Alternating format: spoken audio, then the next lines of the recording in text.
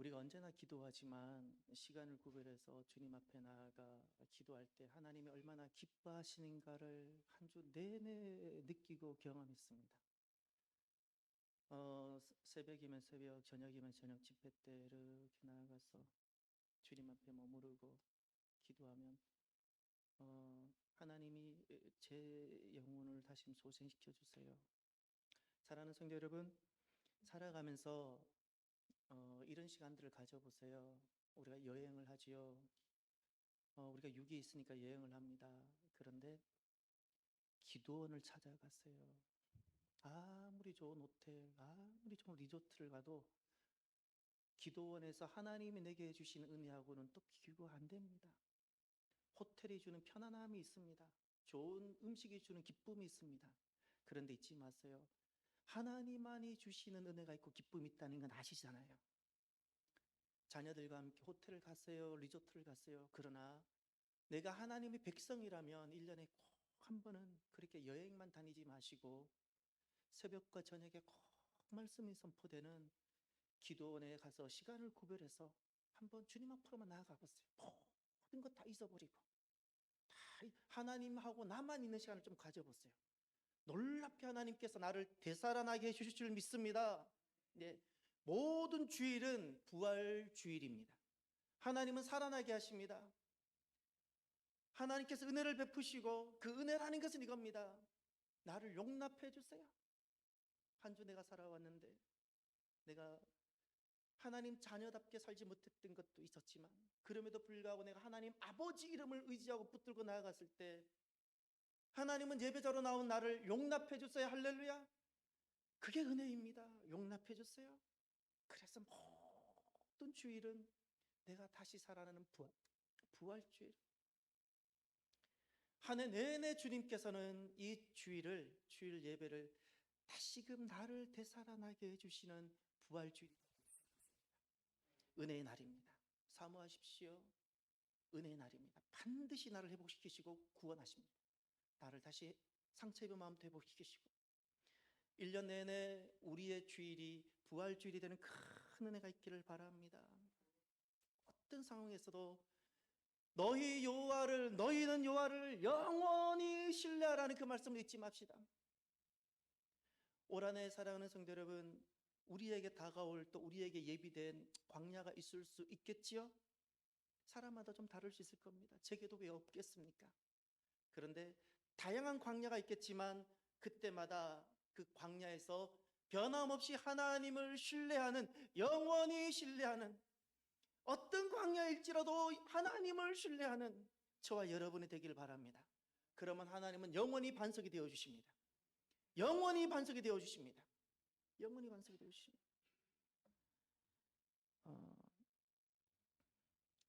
위기 때 우리가 하나님을 신뢰하는 근거가 무엇일까요? 한 가지가 딱 있습니다. 우리가 광야를 만나고 위기에 직면했을 때 우리가 하나님을 신뢰하며 거름투성이 수치스러운 나 이런 내가 그 위기라는 광야에서 어떻게 하나님 앞에 감히 고개 들고 나올 수 있을까요? 딱 한 가지 이유가 있습니다. 시편 2편 7절 말씀에 이렇게 말씀합니다. 너는 내 아들이라 오늘 내가 너를 낳았도다. 할렐루야.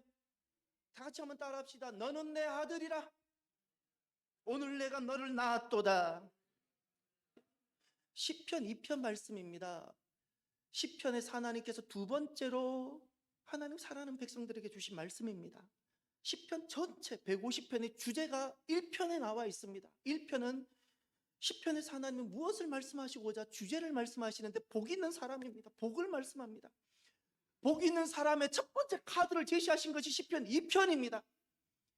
복 있는 사람이 하나님 늘 시절을 따라 하나님 말씀을 묵상하며 살아가는 그 복 있는 사람의 첫 번째 모습이 2편에 나와 있는데 그것이 어떤 시절이든 어떤 기근이든 어떤 광야든 어떤 위기든 너는 내 아들이라는 하나님의 아버지 되심, 나는 하나님의 아들됨, 이것으로 살아가는 사람이 복 있는 사람입니다.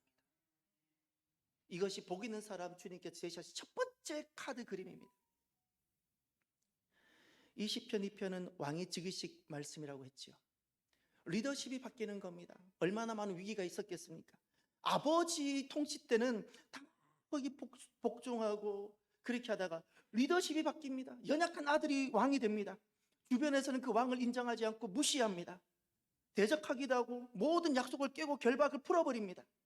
그때 하나님께서 그들에게 하시는 말씀이 이것이었어요. 6절에 내가 나의 왕을 내 거룩한 산 시온에 세웠다. 그들은 무시합니다. 리더십을 인정하지 않습니다. 어린 것이 뭘 할 수 있느냐? 기회는 지금이다. 그런데 그때 말합니다. 너희들이 무시하는 그는 내가 세웠다. 내가 왕으로 세운 나의 왕이다. 주님께서 그렇게 선포해 주시는 겁니다. 그리고 더 큰 은혜가 있는데 나 같은 것이 과연 이 엄청난 일을 내가 걸어갈 수 있을까? 2023년 내가 정말 믿음으로 승리할 수 있을까? 이 거대한 시간 앞에, 거대한 사명 앞에 움츠러들고 있는 나, 십자가를 져야 되지만 버리고 싶진 않지만 질 용기가 없는 나, 이런 나에게 주님께서는 움츠러들고 있는 어린아이 같은 나에게 주님 말씀합니다. 너는 내 아들이다. 내가 너를 낳았다. 양자로 입양해 주시는 겁니다. 나는 너를 떠나지 않는다. 너가 어떤 신음을 해도, 너가 어떤 좌절이 있을지라도 여전히 너는 내 아들이다. 남들은 너에게 돌을 던지고 남들은 너에게 사기꾼이라 말할지라도 남들은 너를 탕자라고 욕할지라도 너는 내 아들이다. 너는 내 아들. 주님께서 이렇게 말씀해 주세요. 사랑하는 성도 여러분, 우리는 가족입니다. 하나님을 아버지로 둔 가족입니다. 한번 따라해 볼까요? 나는 하나님의 가족입니다. 하나님의 가족입니다. 무엇이 진짜 우리를 이 살아가는 세상에서 우리를 결국 승리하게 할까요? 무엇이 우리를 진짜 힘이 되게 하고 이 요동치는 흔들리게 하는 이 모든 것에서 우리를 지켜낼까요? 어떤 사람일까요? 어떤 물질일까요? 하나님의 아버지 되심입니다.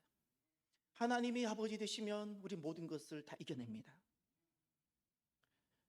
하나님께서는 정말 나와 가족하고 싶어 하세요. 이유가 있어요. 하나님은 온 세상을 창조하셨는데 창조하실 때 하나님을 닮은 유일한 피조물, 하나님을 닮은 피조물을 하나를 지으셨는데 아담이었고 그를 사람이라 부르는 겁니다. 천사도 아니었어요. 천사도 하나님을 닮은 자가 아니에요. 이 땅에 어떤 피조물, 그 수많은 피조물 중에 하나님을 닮은 유일한 피조물이 있는데 사람입니다. 사람. 하나님은 우리와 가족하고 싶으신 거예요.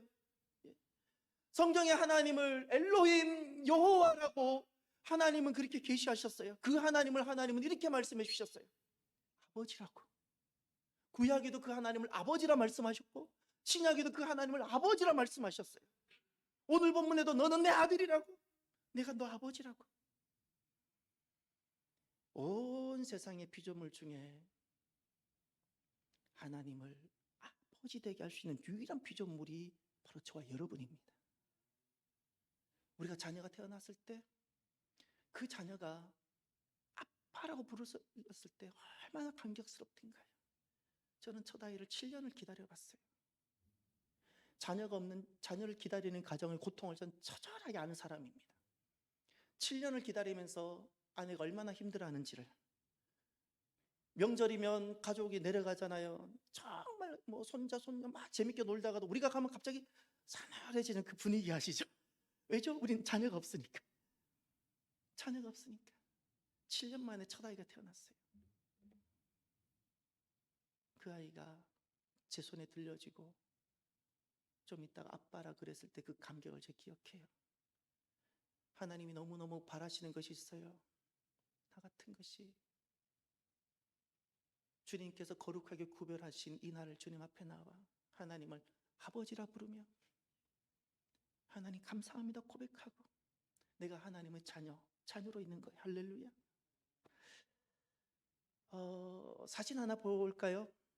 오늘 사진을 하나 준비했습니다. 사진 하나 지금 준비됩니까? 여러분, 저 사진 어떤 사진일까요? 뭐 하얀 것이 있네요. 빨간 것이 있네요. 하얗고 빨간 것만 있어요. 하얀 건 뭘까요? 눈이네요. 오늘처럼.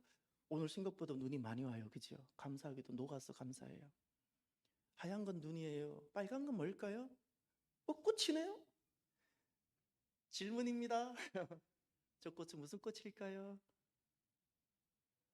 우와, 생각보다 저 되게 어려울 줄 알았는데 이렇게 쉽게 말하면 준비한 매화랍니다. 저게 지금 강릉과 순천에 매화가 피었답니다.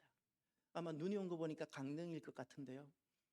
강릉에 눈이 왔는데 매화가 피었어요. 저것을 뭐라 부르냐면 석자로 설중매라고 한답니다. 설중매가 바로 저거예요. 설중매. 누군가가 제게 목사님, 가족은 무엇이지요? 라고 묻는다면 이렇게 이야기해보고 싶어요. 가족은 눈이라는 인생의 위기 가운데 결국 그를 꽃피우게 하는 존재, 설중매가 되게 하는 존재. 가족만이 설중매가 되게 해요. 다른 어디에도 기다려주지 않아요. 다른 어디에도 다 눈이 오면 그냥 끝내버려요. 근데 가족은 누구일까? 그에게 눈이 왔어요. 모든 것이 얼어붙고 희망이 보이지 않습니다. 그런데도 가족은 결국 그 눈 속에서 꽃을 피우게 하는 존재가 가족이에요. 그래서 하나님은 우리에게 가족으로 오셨어요. 아버지로. 하나님은 내 인생이 어떤 위기와 어떤 광야를 내가 겪게 될지라도 하나님은 결국 내가 설중매처럼 우리 인생 꽃을 피우게 하십니다. 우리는 하나님의 가족입니다. 하나님은 아버지시고 우리는 하나님의 아들입니다. 하나님께서 이스라엘 백성들을 큰 구원 계획 가운데 애굽 속에 두셨다가 이스라엘 백성들을 출애굽시키셨어요. 하나님이 큰 구원 계획 속에 하나님은 진행하셨습니다. 근데 출애굽 1세대가 우리가 흔히 실패했지요? 질문을 해봅시다. 출애굽 1세대의 문제는 무엇이었을까요? 기도가 좀 부족했나요? 하나님 경험이 부족했을까요? 출애굽 1세대는 어떤 세대보다 하나님을 놀랍게 경험한 세대입니다. 그런데 왜 출애굽 1세대는 승리하지 못했을까요? 이제 성경을 하나 보시길 바랍니다. 신명기 32장.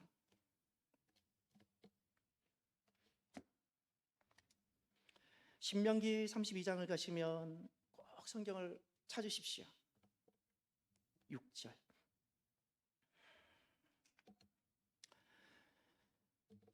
구약 성경 313면 어리석고 지혜 없는 백성아 여호와께서 이같이 보답하느냐 여호와께 이같이 보답하느냐 그는 내 아버지시요 너를 지으신 이가 아니시냐 그가 너를 만드시고 너를 세우셨도다. 아멘. 아버지가 보입니까? 출애굽 2세대입니다. 1세대가 실패를 하고 그 2세대에게 하나님께서 다시금 모세를 통해서 주셨던 말씀인데 그 말씀을 마무리하면서 모세가 말씀을 노래로 불렀던 중에 하나가 시작하는 말씀이 그는 너의 아버지라는 겁니다. 아버지라는 거예요. 그런데 15절을 가보세요. 32장 15절. 그런데 여수룬은 이스라엘의 또 다른 말씀인데 여기서 이스라엘은 누구일까요? 1세대. 실패한 1세대. 여수룬이 기름짐에 발로 찼도다. 내가 살찌고 비대하고 윤택함에 자기를 지으신 하나님을 버리고 자기를 구원하신 반석을 없인 여겼도다. 하나님을 버렸네요. 하나님을 반석 삼지 못했네요. 위기면 자기 살려고 다른 것 붙잡았네요. 금송아지가 나를 살게 하는 줄 알고 아피스가 나를 살게 하는 줄 알고 고센 땅에 있었던 그 금송아 그 황금 그 얼룩송아지 아피스 그것이 나를 살게 하는 줄 알고 또 그것 만들고 하나님을 버렸네요. 18절을 보세요. 너를 낳은 반석을 내가 상관하지 아니하고 너를 내신 하나님을 내가 잊었도다. 기억하지 못했다는 겁니다.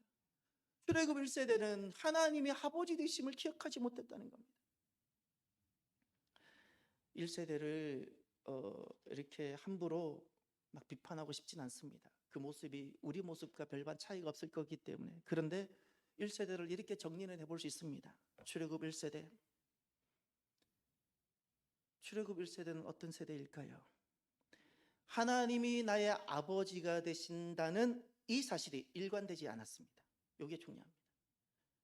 하나님이 아버지가 되신 적이 너무 많습니다. 바다가 갈라지고 그 속을 마른 땅처럼 걸어갈 때 하나님은 그들에게 아버지셨어요. 목이 말랐는데 물이 터져 나올 때 하나님은 아버지셨어요.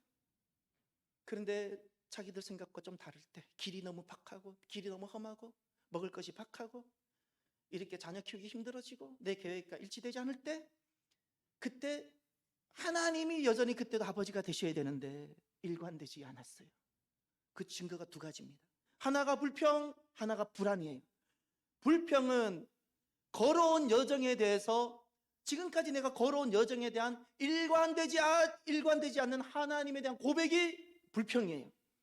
불안이라는 것은 앞으로 걸어갈 여정에 대해서 하나님이 내 아버지가 되신다는 것이 일관되지 않을 때 나타나는 그것이 불안입니다. 출애굽 1세대가 하나님은 아버지였어요. 근데 이것이 일관되지 않았어요. 지속되지 않아요. 아버지였다가 아버지가 아니었다가 아버지였다가 아버지 의심하다가, 그래서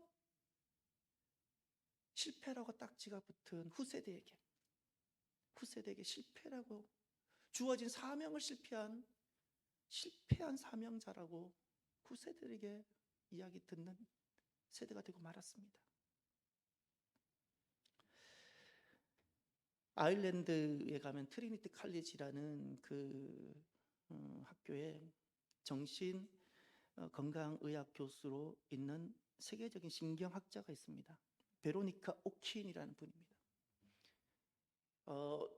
의사니까 실은 과학자 똑같은 몸을 연구하는, 물질인 몸을 연구하는 과학자죠. 그를 의사라 부릅니다. 그는 이런 질문을 던져본 겁니다. 사람은 겉모양, 몸으로 자기를 인식하는 것이 아니라 실제로 사람이란 자기는 내 안에 내면에 구성된, 내면을 구성한 것으로 자기를 인식하는데, 사람은 어떻게 자기 존재를 인식할까? 이 질문을 던져놓고 몸으로 연구한 겁니다. 과학자니까. 철학자가 아니잖아요. 형이상학적으로 연구하지 않고 몸으로 데이터로 연구를 한 겁니다. 물리적으로 논증해냈습니다.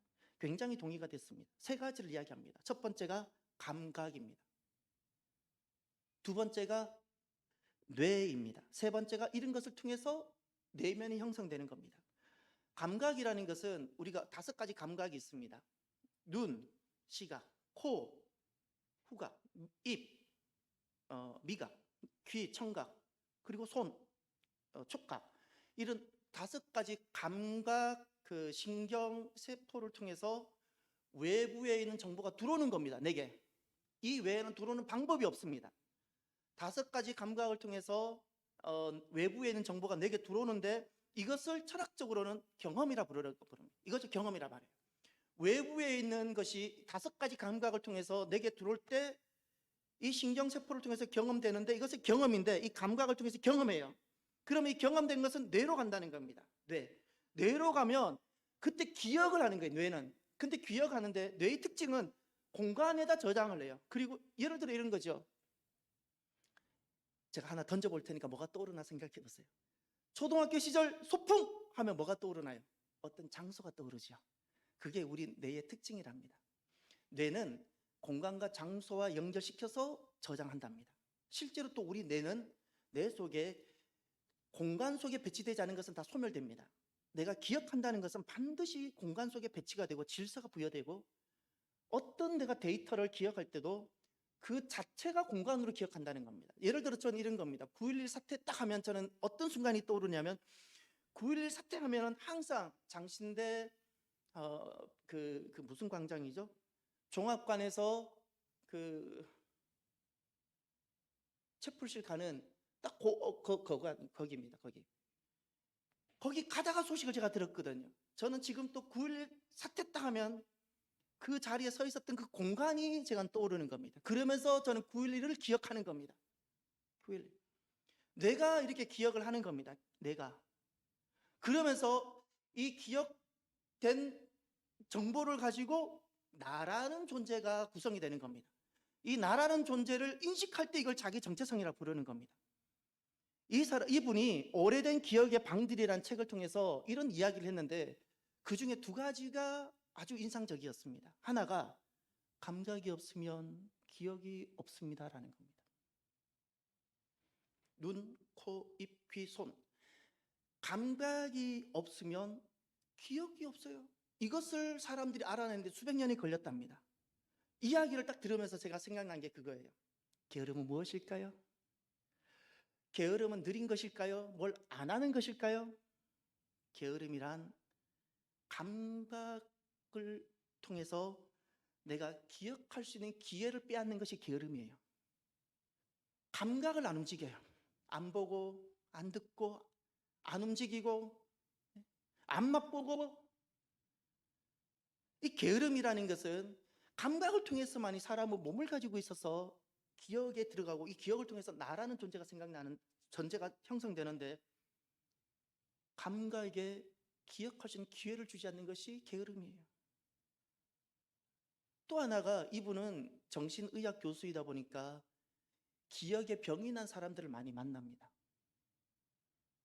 놀랍게도 기억에 병이 있는 사람의 특징이 있는데 아주 인상적입니다. 똑같은 감각을 통해서 똑같이 사람이 물을 먹어도 기억에 병이 없는 사람은 일관됩니다. 아, 물이다. 참 좋다. 어제 먹어도 물이고 오늘 먹어도 물이고 내일 먹어도 물인데 기억에 병이 있는 사람들은 어제 먹을 때는 좋은데 오늘 먹을 때는 때려치우고 싶을 만큼 싫은 거예요. 어제 먹은 포도는 너무 맛있는데 똑같은 포도인데 기억에 병이 있는 사람들은 오늘 포도는 마치 돌덩어리처럼 싫은 거예요. 모래알 씹는 것 같아요. 핵심이 그거입니다. 기억에 병이 있는 사람의 특징은 체계적이고 일관되지 못하다는 겁니다. 그래서 여기서 나타나는 현상이 혼란, 불안, 초조. 이것이 똑같은 감각을 통해 들어와도 기억에 병이 있으면 혼란이 일어나고 불안하고 초조하고 이렇게 일관되게 자기 인식이 결여된 사람들이 보통 어디서 보통 나타나는 거 아니? 자기 인식, 내가 누구인지가 계속 달라요. 우울증 앓고 있는 사람들이나 양극성 장애자들 보면 어제는 내가 이런 사람인데 오늘은 이 모양이고 자기 인식이 일관되지 않습니다. 좋은 때는 나는 하나님의 가족인데 그러지 못할 때는 내가 하나님 가족이 될 수 있을까? 의심이 들고 회의가 드러나고 자기 부정이 일어나고 1세대가 실패한 이유를 보면 이런 겁니다. 1세대는 출애굽 1세대는 실패를 했습니다. 항상 1세대는 불행하게도 실패한 세대라고 딱지가 붙어졌습니다. 어떤 세대일까요? 하나님 아버지에 대한 기억이 병든 사람이고 하나님 아버지라는 것이 일관되지 못했던 사람이에요. 일관되지 못했어요. 잘 될 때는 뜨겁게 찬양하고 그렇게 금식도 하다가도 조금만 어려움 들면 불평하고 돌아서고 원망하고 하나님 의심하고 조금만 배고프면 하나님 의심하고 조금만 힘든 것이 오면 또 원망하고 원망과 불안, 불평과 불안 이것을 통해서 하나님 내 아버지라는 것이 일관되지 못했던 세대가 출애굽 1세대입니다. 사랑하는 성도 여러분, 저와 여러분은 어떠한가요? 저와 여러분들은 하나님이 아버지시라는 나는 하나님의 아들이고 하나님의 자녀라는 이 사실이 일관되게 있습니까? 언제나 하나님은 내 아버지시고 언제나 우리는 하나님의 자녀입니다. 그래서 하나님께서 출애굽 2세대에게 처방한 것이 있어요. 출애굽 2세대는 광야에서 태어난 세대인데 하나님 어떻게 처방하셨는가를 한번 보세요. 신명기 29장을 가시면 이렇게 말씀합니다. 신명기 29장을 가시면 2절에 마지막 동사를 보세요. 모든 일을 너희가 보았나니 그랬죠. 보다 감각이네요. 기억나죠? 3절을 보세요. 3절에도 마지막 동사 보다, 감각이네요. 4절을 보세요. 깨닫다, 보다, 듣다, 감각이네요. 지금 2절과 3절과 4절을 통해서는 지금 무엇을 이야기하고 있는 거니? 하나님에 대한 경험을 이야기하는 겁니다. 하나님을 아버지로서 경험하지 않았느냐는 겁니다. 아버지로서. 그래서 이 6절을 보십시오. 너희에게 떡도 먹지 못하며 포도주나 독주를 마시지 못하게 하셨음은, 다 함께 봅니다. 주 너희의 하나님 여호와이신 주를 알게 하려 하심이라. 아멘. 광야인데 때로는 먹을 것이 없어도, 때로는 오늘 내가 어디로 가야 될지 정처 없는 발걸음일지라도, 때로는 내 인생이 꼭 실패한 것 같을지라도 여전히 그때 하나님이 누구시라고요? 여호와. 그분을 다른 말로 무엇이라고요? 아버지. 여전히 아버지이심을 알게 하려 했다. 나는 누구라는 거죠? 아들이라는 거예요. 할렐루야. 아버지니까. 하나님의 아버지 되시면 난 누구이죠? 자녀라는 거예요. 이거 주시고 싶어서 지금 출애굽 2세대와 다시금 처방하고 다시 부르신 거예요. 그 자리가 있습니다. 출애굽 1세대는 하나님 아버지에 대한 기억이 병든 세대였다면, 출애굽 2세대는 그것을 예방하고자 하나님께서 특별히 불러오는 자리가 하나 있었습니다. 신명기 19장 9절 너무나도 중요합니다. 하나님은 2세대를 이 자리로 부르셨습니다. 여기 한 단어를 여러분 찾아내셔야 됩니다. 제가 읽겠습니다. 그런즉 너희는 이 언약의 말씀을 지켜 행하라. 그리하면 너희가 하는 모든 일이 형통하리라. 아멘. 언약이라는 단어가 보입니까? 하나님은 출애굽 2세대를 언약의 자리로 부르시는 겁니다. 처방하기 위해서. 병든 기억, 기억이 병들었어요. 이 병든 기억을 치료하기 위해서 수시로 하나님을 의심하고 수시로 하나님의 선하심을 인정하지 못하는 이 병든 내 기억, 조금만 힘들어도 하나님을 원망하는 이 병든 내 기억, 조금만 힘들어도 하나님을 부정하고자 하는 이 병든 내 기억, 이것을 하나님은 치료하시고자 출애굽 2세대를 언약의 자리로 초청하세요. 언약의 목적이 있습니다. 13절 여호와께서 내게 말씀하신 대로, 또 내 조상 아브라함과 이삭과 야곱에게 맹세하신 대로, 다 함께 오늘 너를 세워. 이 자리가 바로 언약을 맺는 자리입니다. 언약의 자리. 오늘 너를 세워 자기 백성을 삼으시고 그는 친히 내 하나님이 되시려 함이니라. 아멘. 아멘. 실수가 있고 실패가 있고 좌절이 있을지라도 여전히 너는 내 백성이고 나는 너의 하나님이라는 거예요. 할렐루야. 나는 여전히 너의 아버지고 너는 내 아들이라는 겁니다. 언약은, 우리가 언약을 되게 어렵게 여깁니다. 우리가 이 땅에서 경험하는 모든 계약은 쌍무 계약입니다. 쉽게 말하면 서로 상자, 채무 묻자, 서로 채무를 다 가지고 있는 겁니다. 다 대가입니다. 나도 이런 채무를 이행할 테니까 당신도 채무를 이행하십시오. 서로 주고받는 대가예요. 이걸 쌍무 계약이라 불러요. 그런데 하나님께서 오늘 출애굽 2세대 기억 병든 것을 치료하기 위해서 하나님께서 2세대를 언약의 자리로 불렀을 때 이 언약은 현무계약입니다. 마치 아버지가 아들에게 그냥 재산을 증여해 줄 때 일방적으로 주는 거잖아요. 아들이 대가가 없잖아요. 그냥 주는 거예요. 증여. 하나님께서 이 출애굽 2세대를, 기억이 병든 2세대를 고쳐서 다시금 세워주시는데 편무계약으로 맺어주셨어요. 의무는 하나님만 가지고 계시는 거예요. 하나님만 가고, 모든 집을 의무는 하나님만 갖고 계시고 너는 그냥 오라는 거예요. 할렐루야. 너는 그냥 오라는 거예요. 너는 그냥 오라는 거예요. 남들이 너에 아무리 돌을 던져도, 주변 나라들이 아무리 너를 무시할지라도 너는 내가 세운 내 나라고 너는 내 아들이라는 거예요.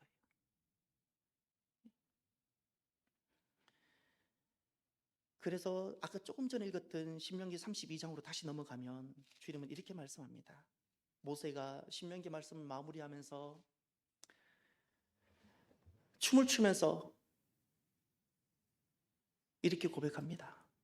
6절에 어리석고 지혜 없는 백성아, 여호와께 이같이 보답하느냐? 그는 내 아버지시요 너를 지으신 이가 아니냐? 그가 너를 만드시고 너를 세우셨도다. 아멘. 너는 내 아들이라 내가 너를 낳았도다. 모세는 그는 내 아버지시요 너를 지으신 이가 아니시냐? 너는 내 아들이요 내가 너를 낳았도다. 모세는 마지막에 춤을 추면서 노래를 부르며 출애굽 2세대 그 언약의 자리로 초청해서 병든 기억을 치료하고 그러면서 춤을 추면서 그 2세대 앞에서 이렇게 고백합니다. 120세예요. 춤을 추면서 노래하면서 그는 내 아버지라고. 아버지. 할렐루야. 아버지. 사랑하는 성도 여러분, 사람들은 우리에게 교회 다니면서 왜 그 모양이냐고 돌 던질 수 있습니다. 저도 그래요. 왜 목사가 그러냐고. 이렇게 해도 참 어려운 것 같아. 목사는 이렇게 해도 이야기 듣고 저렇게 해도 이야기 듣고 운동 경기 열심히 해도 욕먹고 이래도 욕먹고 저래도 욕먹고.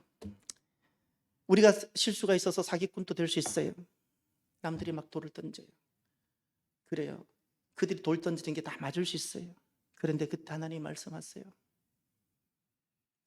뭐라고 말씀하시냐면 우리가 세상에서 기죽고 내가 왜 이 모양밖에 살지 못하나라는 자괴감이 막 밀려올 때, 왜 목사로서 이만큼밖에 하지 못하나 이 자괴감이 막 밀려올 때, 어디에도 내 편이 아무도 없을 것 같은 그때 주님께서 말씀하세요. 너는 내 아들이다. 너는 내 아들이다. 너는 내 아들이다.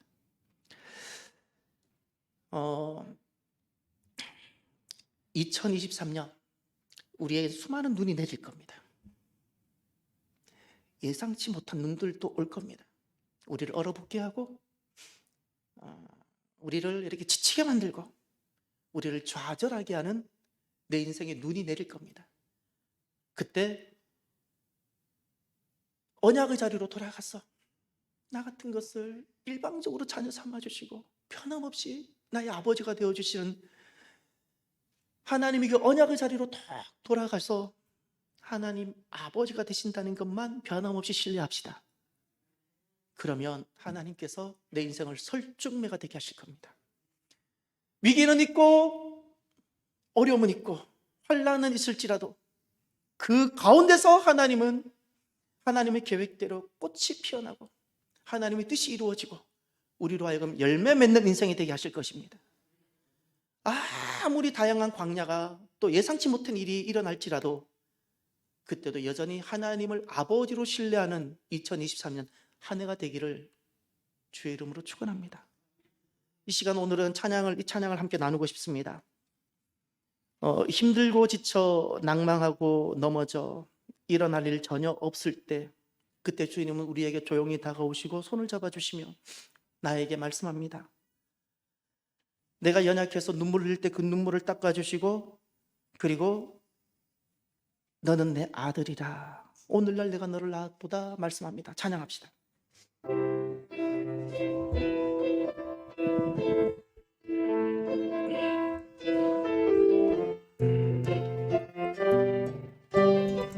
힘들고 지쳐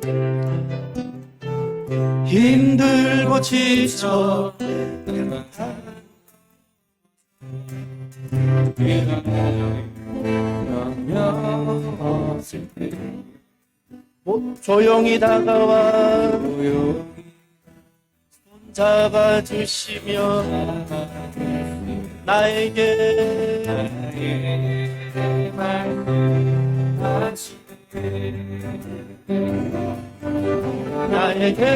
실망하며 내 자신 연약해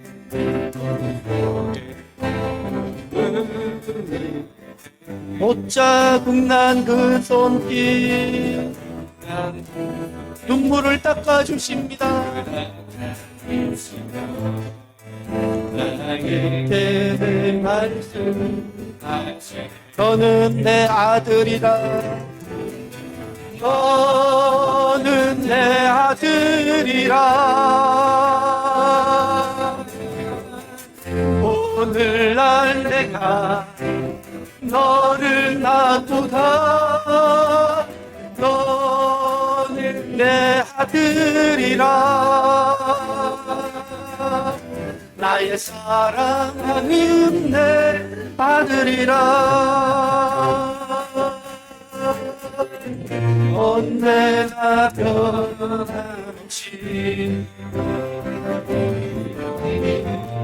너는 내 아들이라. 나의 십자가부터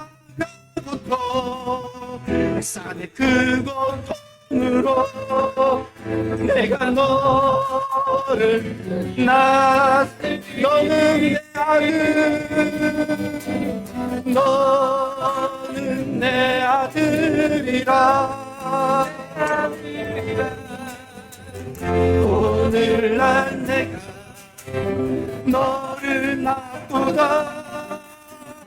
너는 내 아들이라.